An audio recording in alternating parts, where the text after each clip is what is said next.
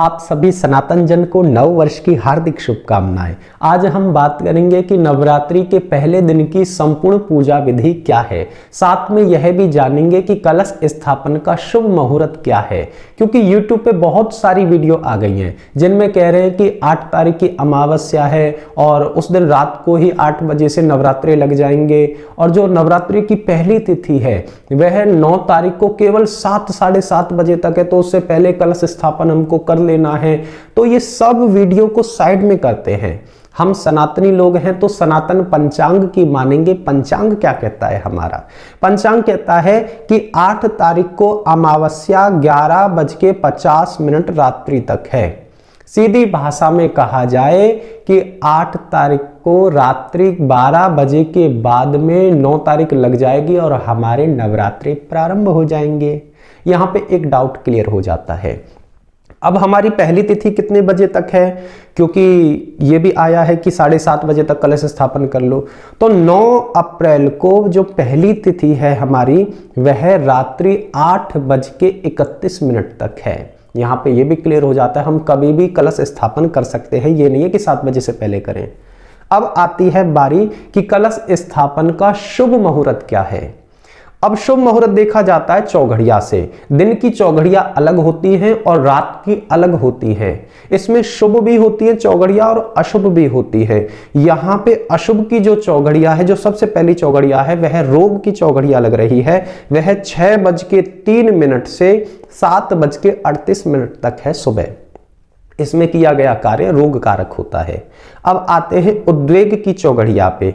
यह सुबह 7:38 से 9:13 तक लग रही है। यह भी अशुभ चौघड़िया है, यानी कि 9:13 तक हमको कलश स्थापन नहीं करना है। इसके बाद में आती है चर की चौघड़िया। यह शुभ की चौघड़िया है, इसमें कर सकते हैं 9:13 से 10:48 तक यह रहेगी। फिर आती है लाभ की चौघड़िया। इसमें किया गया कार्य लाभ को प्राप्त होता है। यह है 10:48 से 12:23 तक, यानी दोपहर के 12:23 तक यह रहेगी। अब आती है अमृत की चौघड़िया। यह सबसे अच्छी चौघड़िया है। इसमें किया गया कार्य अमृत फल देने वाला होता है। यह चौघड़िया है अभिजित मुहूर्त में, यानी 12:23 से 13:58 तक, दोपहर के 1:58 तक यह रहेगी। अब आप कहोगे तो फिर 9 बजे से पहले हम कुछ नहीं कर सकते? बिल्कुल कर सकते हैं। इस बार हमें पहले नवरात्र में ही गोल्डन चांस मिल रहा है। वह क्या है? सर्वार्थ सिद्ध योग। और जब योग आते हैं ना तो सारी चौघड़ियां धरी रह जाती हैं। वह योग कैसा है? इस योग में किया गया कोई भी कार्य सर्व सिद्धि को प्राप्त कराने वाला होता है, इसलिए इसे सर्वार्थ सिद्ध योग कहते हैं। ये सिद्ध हो जाती है पूजा हमारी।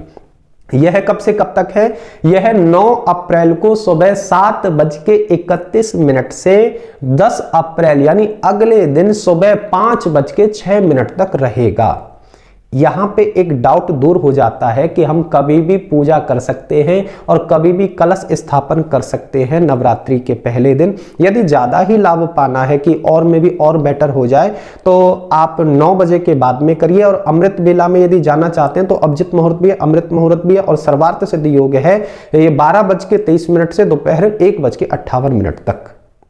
अब आते हैं पूजा के बारे में कि नवरात्रि के पहले दिन की संपूर्ण पूजा विधि क्या है, कौन सी देवी की पूजा करें। तो नवरात्रि के पहले दिन मैया शैलपुत्री की पूजा की जाती है। बोलो शैलपुत्री मैया की जय।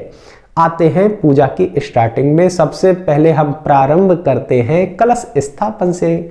तो कलश स्थापन में हमें जौ की जरूरत पड़ेगी। जौ आपको एक दिन पहले ही लोटे में डाल करके, पानी डाल करके भिगो के रख देने हैं। इससे क्या होगा?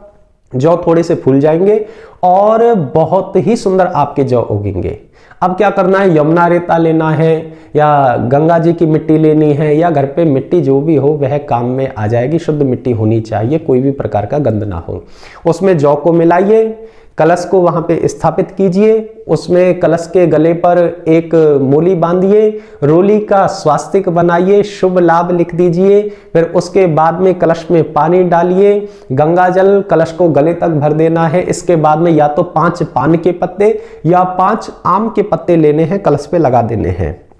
इसके बाद में नारियल लेना है, चुन्नी बांधनी है नारियल पे और नारियल को कलश के ऊपर रख देना है। यह कलश स्थापन की विधि है। थोड़ा जल के छींटे लगा देने हैं जौ वगैरह पे। इसके बाद में एक पटला लेना है जिसे चौकी भी कह देते हैं। चौकी पे लाल सुंदर सूती आसन बिछाना है, माता की प्रतिमा स्थापित करनी है। अब यहां से हमारा प्रारंभ होता है पूजा, कि पूजा हमें कैसे कैसे करनी है। सबसे पहले जल छिड़कना है और माता से प्रार्थना करनी है कि हे माता, वैसे तो हम पवित्र होकर के बैठे हैं, फिर भी कोई अपवित्रता रह गई हो तो आप उसे पवित्र कर दीजिए माता। इस प्रकार से प्रार्थना करनी है।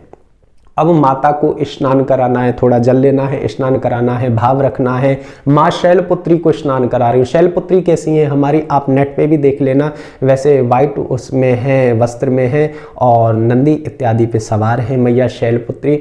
ऐसा भाव रखना है। स्नान करा के फिर मोली लेनी है, यानी धागा आता है, भाषा में मोली कहते हैं हिंदू भाषा में, तो वह तोड़नी है, मैया के आगे अर्पित करनी है। मैया मैं आपको वस्त्र अर्पित कर रही हूँ।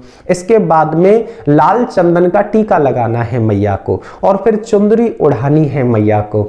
इसके बाद में मैया को जो सबसे प्रिय है वह है सफेद वस्तु प्रिय, तो मोगरे के पुष्प की माला लेनी है और माता को पहना देनी है। दीपक जलाना है। इसके बाद में आती है प्रसाद की बारी। प्रसाद में मैंने कहा सफेद प्रिय है तो पैठा लेना है और पैठा ना मिले तो पंचामृत बनाना है और मैया के आगे अर्पित कर देना है।